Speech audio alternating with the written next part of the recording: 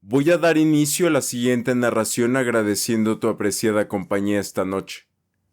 Sin mayor dilación, la historia a narrar la noche de hoy es un fragmento de la obra 1984 por el autor George Orwell. La ambientación del video es obra del talento de Dave Whitley. Los links en la descripción del video. 1984. En una supuesta sociedad policial, el Estado ha conseguido el control total sobre el individuo. No existe siquiera un resquicio para la intimidad personal. El sexo es un crimen. Las emociones están prohibidas. La adoración al sistema es la condición para seguir vivo. La policía del pensamiento se encargará de torturar hasta la muerte a los conspiradores, aunque para ello sea necesario acusar a inocentes. Winston y Julia, a pesar de ser miembros del partido y sabiendo que el Gran Hermano les vigila, se rebelan contra ese poder que se ha adueñado de las conciencias de sus conciudadanos. El camino que seguirán se convertirá en un peligroso laberinto hasta un final incierto. Primera parte, capítulo 1. Era un día luminoso y frío de abril y los relojes daban las 13.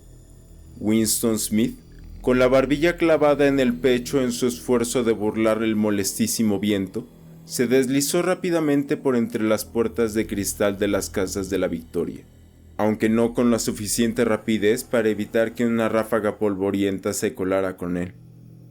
El vestíbulo olía a legumbres cocidas y a esteras viejas. Al fondo, un cartel de colores, demasiado grande para hallarse en un interior, estaba pegado en la pared. Representaba solo un enorme rostro de más de 1 metro de anchura, la cara de un hombre de unos 45 años, con un gran bigote negro y facciones senosas y endurecidas. Winston se dirigió hacia las escaleras. Era inútil intentar subir el ascensor. No funcionaba con frecuencia y en esta época la corriente se cortaba durante las horas del día. Esto era parte de las restricciones con las que se preparaba la Semana del Odio. Winston tenía que subir un 7º piso, con sus 39 años y una úlcera de varices por encima del tobillo derecho. Subió lentamente, descansando varias veces. En cada descansillo, frente a la puerta del ascensor, el cartelón del enorme rostro miraba desde el muro. Era uno de esos dibujos realizados de tal manera que los ojos le siguen a uno a donde quiera que esté. El Gran Hermano te vigila, decían las palabras al pie. Dentro del piso una voz llena leía la lista de números que sugerían algo que ver con la producción de lingotes de hierro. La voz salía de una placa oblonga de metal, una especie de espejo empañado, que formaba parte de la superficie de la pared situada a la derecha. Winston hizo funcionar su regulador y la voz disminuyó el volumen, aunque las palabras seguían distinguiéndose. El instrumento llamado Teidoatitalia podía ser amortiguado, pero no había manera de cerrarlo del todo. Winston fue hacia la ventana, una figura pequeña y frágil cuya delgadez resultaba realzada por el mono azul, uniforme del partido. Tenía el cabello muy rubio, una cara sanguínea y la piel embastecida por un jabón malo, las romas hojas de afeitar y el frío de un invierno que acababa de terminar. Afuera, incluso a través de los ventanales cerrados, el mundo parecía frío. Calle abajo se formaban pequeños torbellinos de viento y polvo. Los papeles rotos subían en espirales y, aunque el sol lucía y el cielo estaba intensamente azul, nada parecía tener color a no ser los carteles pegados por todas partes.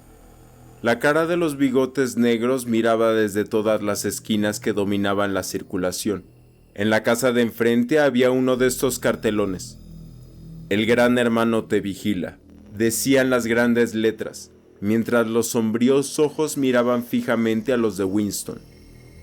En la calle, en la línea vertical con aquel, había otro cartel roto por un pico, que flameaba espasmódicamente azotado por el viento, descubriendo y cubriendo alternativamente una sola palabra: Ingsoc.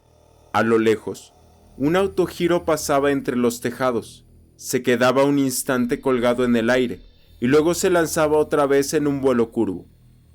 Era de una patrulla de policía encargada de vigilar a la gente a través de los balcones y ventanas. Sin embargo, las patrullas eran lo de menos. Lo que importaba verdaderamente era la policía del pensamiento.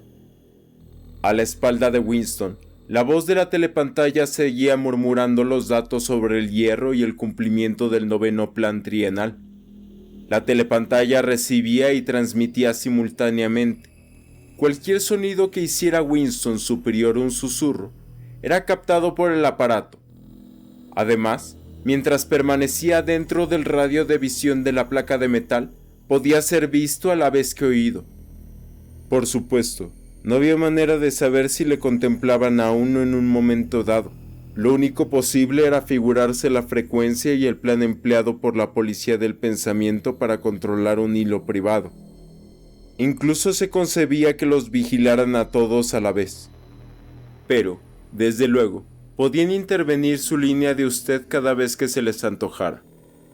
Tenía usted que vivir, y en esto el hábito se convertía en un instinto, con la seguridad de que cualquier sonido emitido por usted sería registrado y escuchado por alguien, y que, excepto en la oscuridad, todos sus movimientos serían observados. Winston se mantuvo a espaldas de la telepantalla. Así era más seguro, aunque, como él sabía muy bien, incluso una espalda podía ser reveladora. A 1 kilómetro de distancia, el Ministerio de la Verdad, donde trabajaba Winston, se elevaba inmenso y blanco sobre el sombrío paisaje. Esto es Londres, pensó con una sensación vaga de disgusto. Londres, principal ciudad de la franja aérea número 1, que a su vez era la tercera de las provincias más pobladas de Oceanía. Trató de exprimirse de la memoria algún recuerdo infantil que le dijera si Londres había sido así siempre. Hubo siempre estas vistas de decrépitas casas decimonocónicas, con costados revestidos de madera, las ventanas tapadas con cartón, los techos remendados con planchas de zinc acanalado y trozos sueltos de tapias de antiguos jardines, y los lugares bombardeados, cuyos restos de yeso y cemento revoloteaban pulverizados en el aire, y el césped amontonado, y los lugares donde las bombas habían abierto claros de mayor extensión y habían surgido en ellos sórdidas colonias de chozas de madera que parecían gallineros. Pero era inútil, no podía recordar.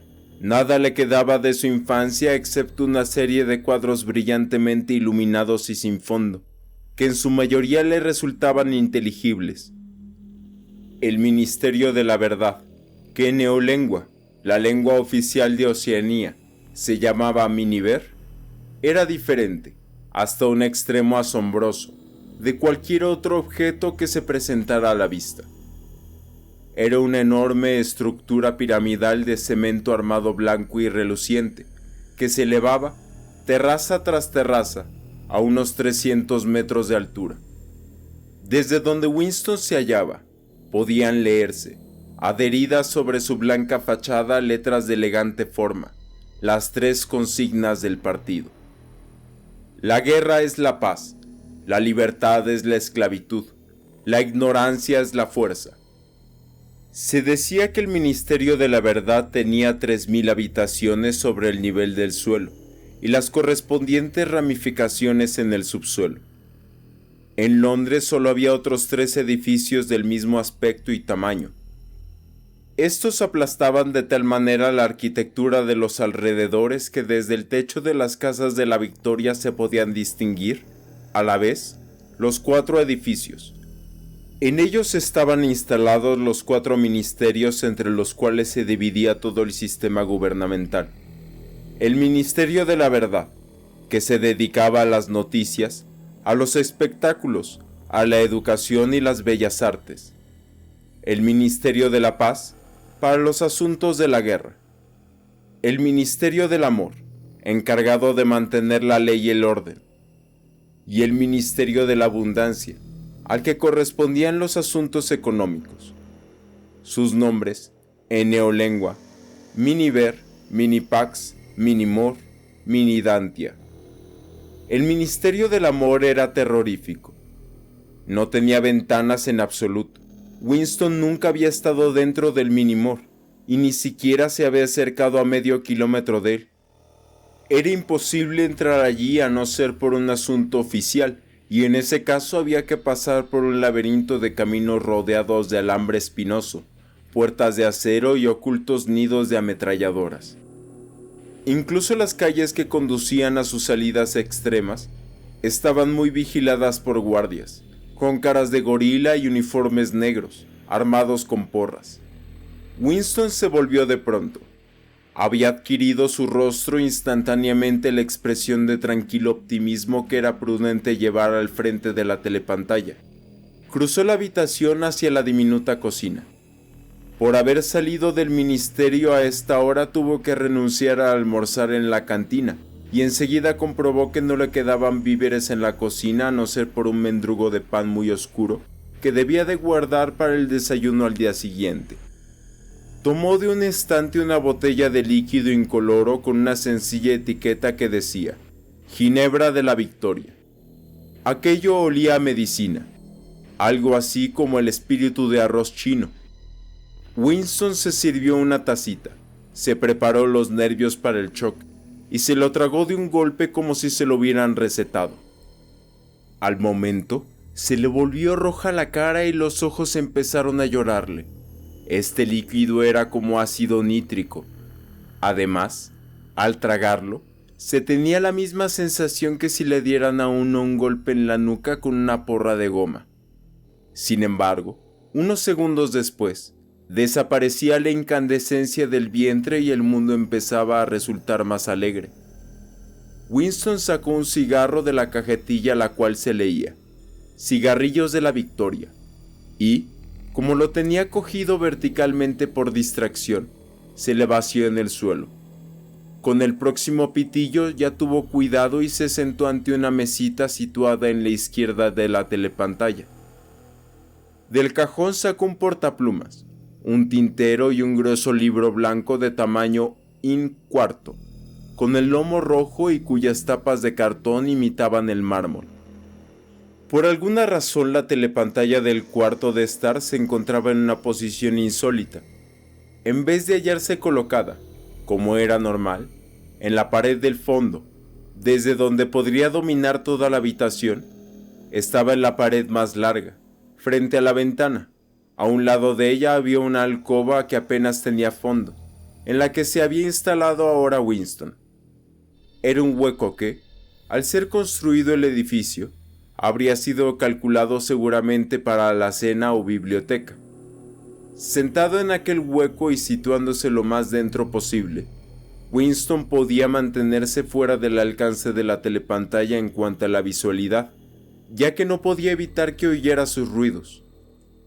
En parte, fue la misma distribución insólita del cuarto lo que le indujo a lo que ahora se disponía a hacer. Pero también se lo había sugerido el libro que acababa de sacar del cajón. Era un libro excepcionalmente bello. Su papel, suave y cremoso, un poco amarillento por el paso del tiempo. Por lo menos hacía 40 años que no se fabricaba. Sin embargo, Winston suponía que el libro tenía muchos años más. Lo había visto en el escaparate de un establecimiento de compraventa de un barrio miserable de la ciudad. No recordaba exactamente en qué barrio había sido, y en el mismo instante en el que lo vio, sintió un irreprimible deseo de poseerlo. Los miembros del partido no debían entrar en las tiendas corrientes. A esto se le llama, en tono de severa censura, traficar en el mercado libre. Pero no se acataba rigurosamente esta prohibición porque a varios objetos como los cordones para zapatos y hojas de afeitar era imposible adquirirlos de otra manera. Winston, antes de entrar en la tienda, había mirado en ambas direcciones de la calle para asegurar que no viniera nadie, y en pocos minutos adquirió el libro por $2.50. En aquel momento no sabía exactamente para qué deseaba el libro. Sintiéndose culpable, se lo había llevado a su casa, guardado en su cartera de mano. Aunque estuviera en blanco, era comprometido guardar aquel libro. Lo que ahora se disponía Winston a hacer era abrir su diario. Esto no se considera ilegal. En realidad nada era ilegal, ya que no existían leyes. Pero si lo detenían podía estar seguro de que lo condenarían a muerte, o por lo menos 25 años de trabajos forzados. Winston puso un plumín en el portaplumas y lo chupó primero para quitarle la grasa. La pluma era ya un instrumento arcaico, se usaba rarísimas veces, ni siquiera para firmar, pero él se había procurado una, furtivamente y con mucha dificultad, simplemente porque tenía la sensación de que el bello papel cremoso merecía una pluma de verdad en vez de ser rascado por un lápiz tinta. Pero lo malo era que no estaba acostumbrado a escribir a mano. Aparte de las notas muy breves, lo corriente era dictárselo todo al habla escribe, totalmente inadecuado para las circunstancias actuales. Mojó la pluma en la tinta y luego dudó unos instantes. En los intestinos se le había producido un ruido que podía delatarle. El acto era trascendental, decisivo, era marcar el papel. En una letra pequeña e inhábil escribió: 4 de abril de 1984. Se echó hacia atrás en la silla. Estaba absolutamente desconcertado. Lo primero que no sabía con certeza era si aquel era, de verdad, el año 1984. Desde luego, la fecha había de ser aquella muy aproximadamente, puesto que él había nacido en 1944 o 1945, según creía. Pero, cualquiera va a saber hoy en qué año vive, se decía Winston. Y se le ocurrió de pronto preguntarse, ¿para qué le estaba escribiendo él este diario? ¿Para el futuro? ¿Para los que aún no habían nacido? Su mente se posó durante unos momentos en la fecha que había escrito en la cabecera, y luego se le presentó, sobresaltándose terriblemente, la palabra neolingüística doble pensar. Por primera vez comprendió la magnitud de lo que se proponía hacer. ¿Cómo iba a comunicar con el futuro? Esto es imposible por su misma naturaleza. Una de dos. O el futuro se parecía al presente y entonces no habría ningún caso, o sería cosa distinta y, en tal caso, lo que él dijera carecería de todo sentido para ese futuro. Durante algún tiempo permaneció contemplando estúpidamente el papel. La telepantalla transmitía ahora estridentemente la música militar. Es curioso, Winston no solo parecía haber perdido la facultad de expresarse, sino haber olvidado de qué iba a ocuparse. Por espacio de varias semanas se había estado preparando para este momento, y no se le había ocurrido pensar que para realizar esa tarea se necesitaba algo más que atrevimiento. El hecho mismo de expresarse por escrito, creía él, le sería muy fácil. Solo tenía que trasladar al papel el interminable e inquieto monólogo que desde hacía muchos años venía corriéndole por la cabeza. Sin embargo, en este momento hasta el monólogo se le había secado. Además, sus varices habían empezado a escocerle insoportablemente. No se atrevía a rascarse porque siempre que lo hacía se le inflamaba aquello. Transcurrían los segundos y él solo tenía conciencia de la blancura del papel ante sus ojos, el absoluto vacío de esta blancura, el escozor de la piel sobre el tobillo, el estruendo de la música militar y una leve sensación de atontamiento producido por la ginebra. De repente, empezó a escribir con gran rapidez, como si lo impulsara el pánico, dándose apenas cuenta de lo que escribía. Con su letrita infantil iba trazando líneas torcidas y si primero empezó a comerse las mayúsculas, luego empezó a suprimir los puntos. Katrina al habla. Antes que nada, disculpen por la siguiente narración o estilo de narración que van a escuchar, pero así viene escrito el libro, y entiendo por qué viene escrito así. Así que así se queda. 4 de abril de 1984. Anoche estuve en los flicks. Todas las películas eran de guerra. Había una muy buena en el barrio lleno de refugiados que lo bombardeaban no sé de qué del Mediterráneo.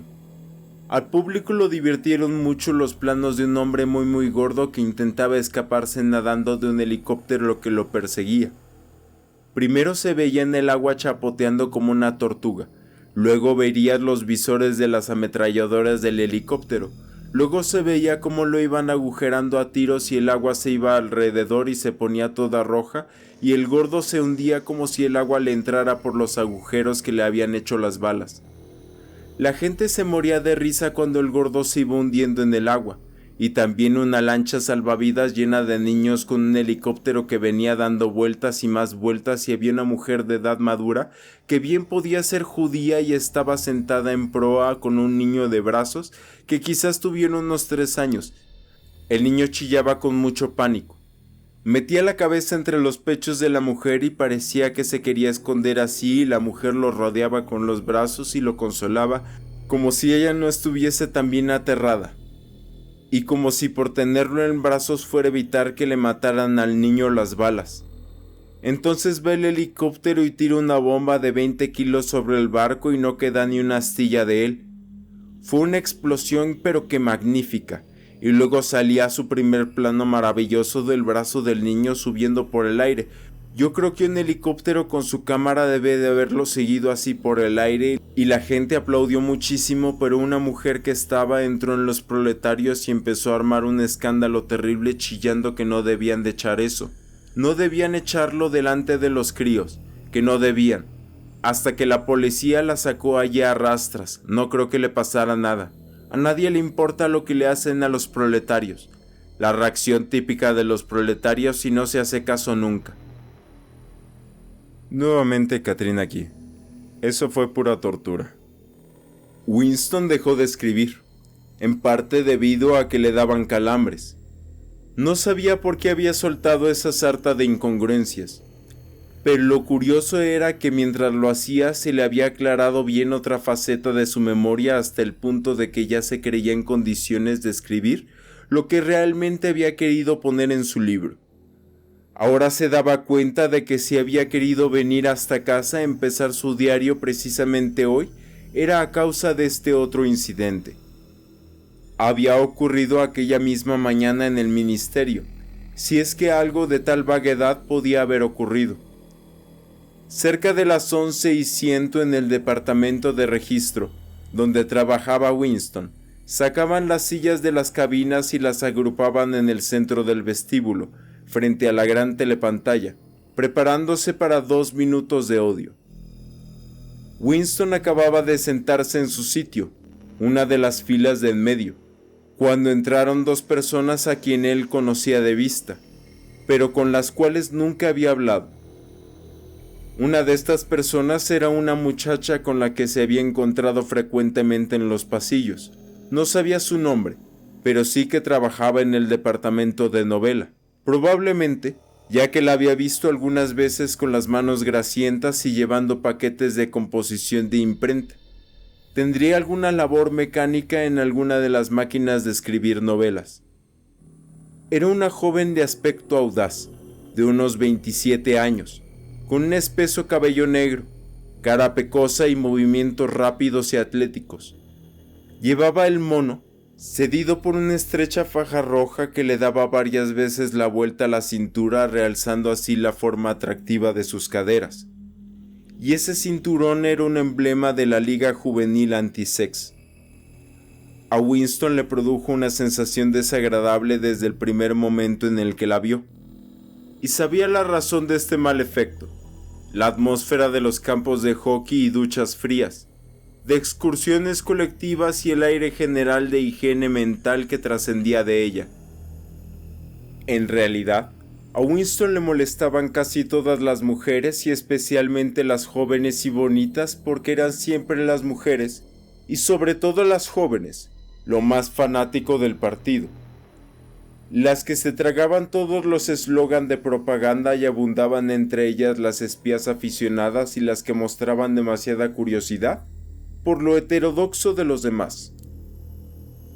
Pero esta muchacha determinada le había dado la impresión de ser más peligrosa que la mayoría. Una vez que se cruzaron en el corredor, la joven le dirigió una rápida mirada oblicua que por unos momentos dejó aterrado a Winston. Incluso se le había ocurrido que podía ser un agente de la policía del pensamiento. No era, desde luego, muy probable. Sin embargo, Winston siguió sintiendo una intranquilidad muy especial cada vez que la muchacha se hallaba cerca de él, una mezcla de miedo y hostilidad.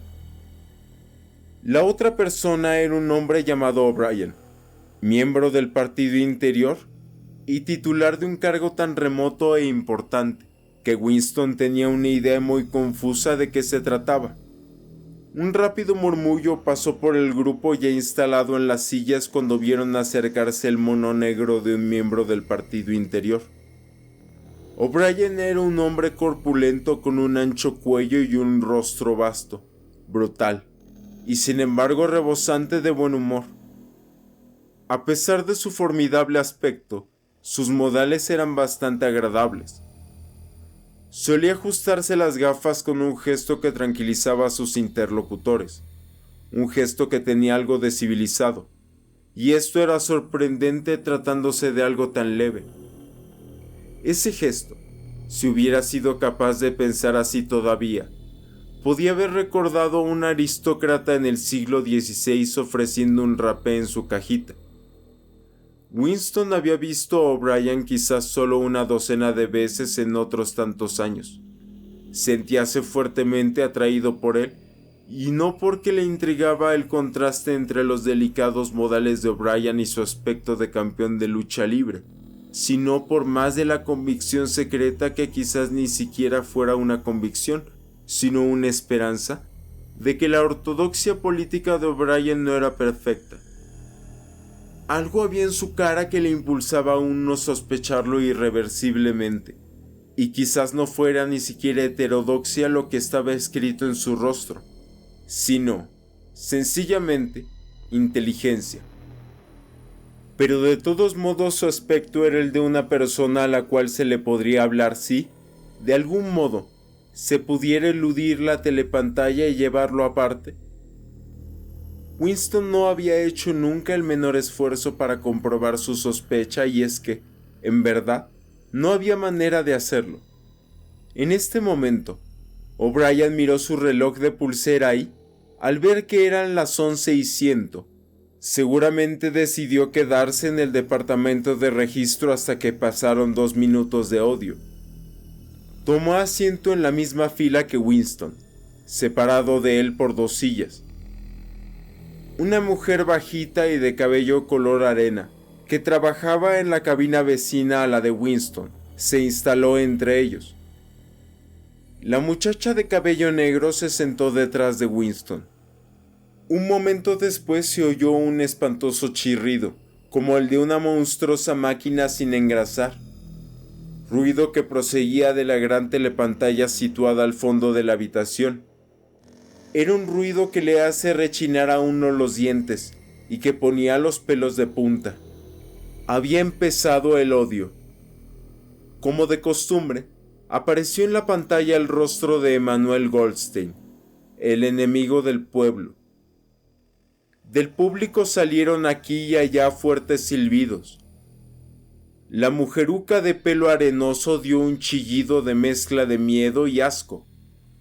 Goldstein era el renegado que desde hacía mucho tiempo, nadie podía recordar cuánto, había sido una de las figuras principales del partido, casi con la misma importancia que el Gran Hermano, y luego se había dedicado a actividades contrarrevolucionarias. Había sido condenado a muerte y se había escapado misteriosamente, desaparecido para siempre. Los programas de 2 minutos de odio variaban cada día, pero ninguno de ellos dejaba de ser Goldstein el protagonista. Era el traidor por excelencia, el que antes más que nadie había manchado la pureza del partido. Todos los subsiguientes crímenes contra el partido, todos los actos de sabotaje, herejías, desviaciones y traiciones de toda clase procedían directamente de sus enseñanzas. En cierto modo, seguía vivo y conspirando. Quizás encontrar en algún lugar enemigo, a sueldo de sus amos extranjeros, e incluso era posible que, como se rumoraba alguna vez, estuviera escondido en algún sitio de la propia Oceanía. El diafragma de Winston se encogió. Nunca podía ver la cara de Goldstein sin experimentar una penosa mezcla de emociones. Era un rostro judío, delgado, con una aureola de pelo blanco y una barbilla de chivo, una cara inteligente que tenía, sin embargo, algo de despreciable y una especie de tontería senil que presentaba su larga nariz, a cuyo extremo se sostenían en difícil equilibrio unas gafas. Parecía el rostro de una oveja y su misma voz tenía algo de ovejuna. Goldstein pronunciaba su habitual discurso en el que atacaba venenosamente las doctrinas del partido, un ataque tan exagerado y perverso que hasta un niño podía darse cuenta de que sus acusaciones no se tenían de pie, y sin embargo, lo bastante plausible para que pudiera uno alarmarse y no fuera a dejarse influir por las insidias de algunas personas ignorantes. Insultaba al Gran Hermano, acusaba al partido de ejercer una dictadura y pedía que se firmara inmediatamente la paz con Eurasia. Abogaba por la libertad de la palabra, la libertad de prensa, la libertad de reunión y la libertad de pensamiento, gritando histéricamente que la revolución había sido traicionada.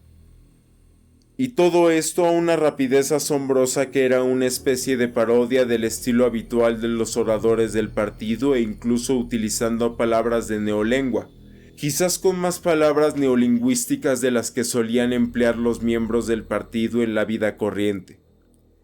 Mientras gritaba, por detrás de él desfilaban interminables columnas del ejército de Eurasia, para que nadie interpretase como simple palabrería la oculta maldad de las frases de Goldstein. Aparecían en la pantalla filas y filas de forzudos soldados, con impasibles rostros asiáticos. Se acercaban al primer término y desaparecían. El sordo y rítmico clac-clap de las botas militares formaba el contrapunto de la hiriente voz de Goldstein. Antes de que el odio hubiera durado 30 segundos, la mitad de los espectadores lanzaban incontenibles exclamaciones de rabia. La satisfecha y ovejuna faz del enemigo y el terrorífico poder del ejército que desfilaba a sus espaldas era demasiado para que nadie pudiera resistir lo indiferente. Entonces, su odio contra el Gran Hermano se transformaba en adoración, y el Gran Hermano se elevaba como una invencible torre, como una valiente roca capaz de resistir los ataques de las hordas asiáticas. Y Goldstein, a pesar de su aislamiento, de su desamparo y de la duda que flotaba sobre su existencia misma, aparecía como un siniestro brujo capaz de acabar con la civilización entera con tan solo el poder de su voz. Incluso era posible, en ciertos momentos, desviar el odio en una u otra dirección mediante un esfuerzo de voluntad. De pronto, por un esfuerzo semejante al que nos permite separar de la almohada la cabeza para huir de una pesadilla, Winston conseguía trasladar su odio a la muchacha que se encontraba detrás de él. Por su mente pasaban, como ráfagas, bellas y deslumbrantes alucinaciones. Le darían latigazos con una porra de goma hasta matarla. La ataría desnuda en un piquete hasta atravesarla con flechas como San Sebastián. La violaría en el momento del clímax y le cortaría la garganta. Sin embargo, se dio cuenta mejor que antes de por qué la odiaba. La odiaba porque era joven y bonita y asexuada, porque quería irse a la cama con ella y no lo haría nunca, porque alrededor de su dulce y simiente cintura, que parecía pedir que la rodearan con el brazo, no había más que la odiosa banda roja, agresivo símbolo de castidad. El odio alcanzó su punto de máxima exaltación. La voz de Goldstein se había convertido en un auténtico balido ovejuno, y su rostro, que había llegado a ser el de una oveja, se transformó en la cara de un soldado de Eurasia, el cual parecía avanzar, enorme y terrible, sobre los espectadores disparando atronadamente su fusil ametralladora. Enteramente parecía salirse de la pantalla, hasta tal punto que muchos de los presentes se echaban hacia atrás en sus asientos. Pero el mismo instante, produciendo con ello un hondo suspiro de alivio en todos, la amenazadora figura se fundía para que surgiera en su lugar el rostro del Gran Hermano, con su negra cabellera y sus grandes bigotes negros. Un rostro rebosante de poder y de misericordia calma y tan grande que llenaba casi la pantalla. Nadie oía lo que el gran camarada estaba diciendo, eran solo unas cuantas palabras para animarlos. Esas palabras que suelen decirse a las tropas en cualquier batalla, y que no es preciso entenderlas una por una, sino que infunden una confianza por simple hecho de ser pronunciadas. Entonces, desapareció a su vez la monumental cara del Gran Hermano y en su lugar aparecieron los 3 eslogans del partido en grandes letras. La guerra es la paz, la libertad es la esclavitud, la ignorancia es la fuerza. Pero daba la impresión de un fenómeno óptico psicológico de que el rostro del Gran Hermano persistía en la pantalla durante algunos segundos, como si el impacto que había producido en las retinas de los espectadores fuera demasiado intenso para borrarse inmediatamente. La mujeruca de cabello color arena se lanzó hacia adelante, agarrándose a la silla de la fila anterior y luego, con un trémulo murmullo que sonaba algo así como «¡Mi Salvador!», extendió los brazos hacia la pantalla. Después ocultó la cara entre sus manos. Sin duda estaba rezando a su manera. Entonces, todo el grupo prorrumpió en canto rítmico, lento y profundo. G, H, G, H, G, H, dejando una gran pausa entre G y la H. Era un canto monótono y salvaje en cuyo fondo parecían oírse pisadas de pies desnudos y el batir de los tam-tam. Este canturreo duró unos 30 segundos. Era un estribillo que surgía en todas ocasiones de gran emoción colectiva. En parte, era una especie de himno a la sabiduría y majestad del Gran Hermano. Pero, más aún, constituía aquello un procedimiento de autohipnosis, un modo deliberado de ahogar la conciencia mediante un ruido rítmico. A Winston parecían enfriársele las entrañas. En 2 minutos de odio, no podía evitar que la oleada emotiva le arrastrase. Pero este inframundo canturreo, G, H, G, H, G, H, siempre le llenaba de horror. Desde luego, se unía al coro. Esto era obligatorio. Controlar los verdaderos sentimientos y hacer lo mismo que hicieran los demás era reacción natural. Pero durante un par de segundos, sus ojos podían haberlo delatado. Y fue precisamente en esos instantes cuando ocurrió aquello que a él le había parecido significativo, si es que había ocurrido. Momentáneamente, sorprendió la mirada de O'Brien. Este se había levantado, se había quitado las gafas volviéndoselas a colocar con su delicado y característico gesto, pero durante una fracción de segundo, sus ojos se cruzaron con los de Winston y este supo, si lo supo, que O'Brien pensaba lo mismo que él. Un inconfundible mensaje se había cruzado entre ellos. Era como si sus 2 mentes se habían abierto y los pensamientos hubieran volado una a la otra a través de los ojos. «Estoy contigo», parecía estarle diciendo a O'Brien. «Sé que estás pensando. Conozco tu asco, tu odio, tu disgusto. Pero no te preocupes. Estoy contigo». Y luego la fugacísima comunicación se había interrumpido y la expresión de O'Brien volvió a ser tan inescrutable como la de todos los demás. Esto fue todo y ya no estaba seguro de si había sucedido efectivamente. Tales incidentes nunca tenían consecuencias para Winston. Lo único que hacían era mantener viva en él la creencia y la esperanza de que otros, además de él, eran enemigos del partido. Quizás, después de todo, resultarán ciertos los rumores de extensas conspiraciones subterráneas. Quizás existiera de verdad la hermandad. Era posible, a pesar de los continuos arrestos y las constantes confesiones y ejecuciones, estar seguro de que la hermandad no era sencillamente un mito. Algunos días los creía Winston, otros no. No había pruebas, solo destellos que podían significar algo o no significar nada. Y, alguna vez, al encontrarse dos desconocidos, ciertos movimientos de las manos que podían parecer señales de reconocimiento. Pero todo ello eran suposiciones que podían resultar totalmente falsas. Winston había vuelto a su cubículo sin mirar otra vez a O'Brien. Apenas cruzó por su mente la idea de continuar este momento de contacto. Hubiera sido extremadamente peligroso incluso si hubiera sabido él cómo entablar esta relación. Durante 1 o 2 segundos se había cruzado entre ellos una mirada equívoca, y esto era todo.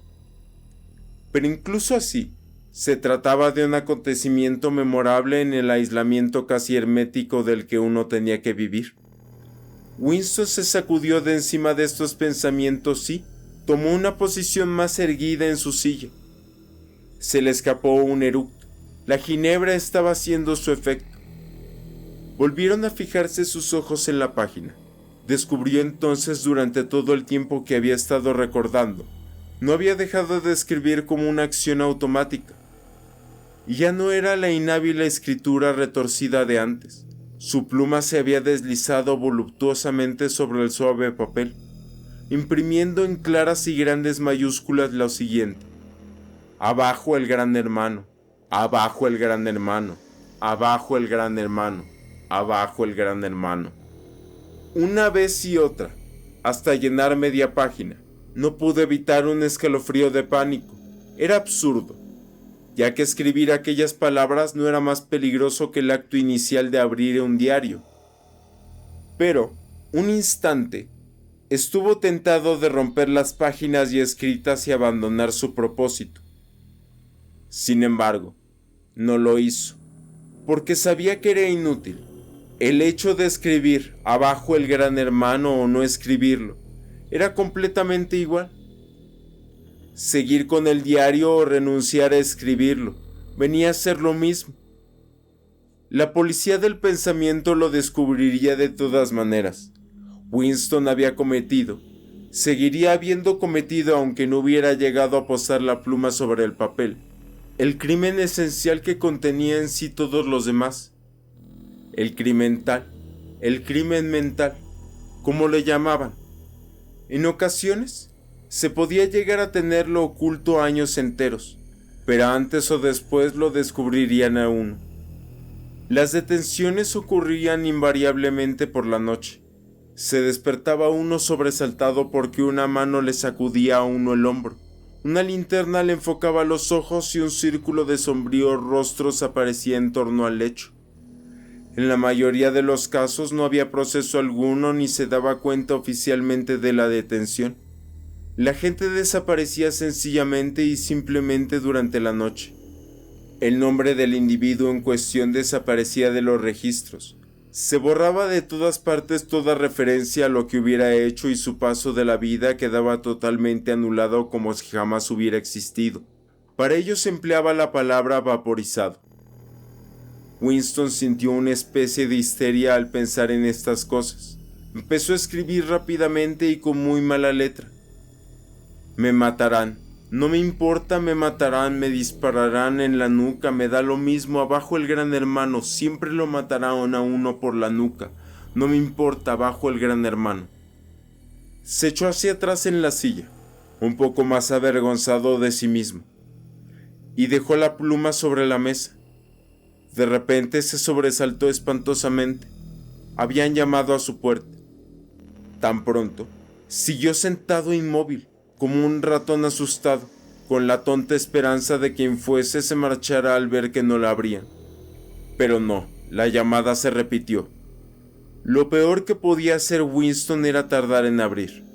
Le redoblaba el corazón como un tambor, pero es muy probable que sus facciones, a fuerza de la costumbre, resultaran inexpresivas. Levantóse y se acercó pesadamente a la puerta. Muchas gracias por acompañarme en este video de Narraciones Catrín. Si el video fue de tu agrado, lo que te pido es que reconozcas mi trabajo de la manera en que esta plataforma nos permita y recuerda la campana de notificaciones para no perderte nuevas narraciones. Sin más por el momento, te deseo una hermosa noche.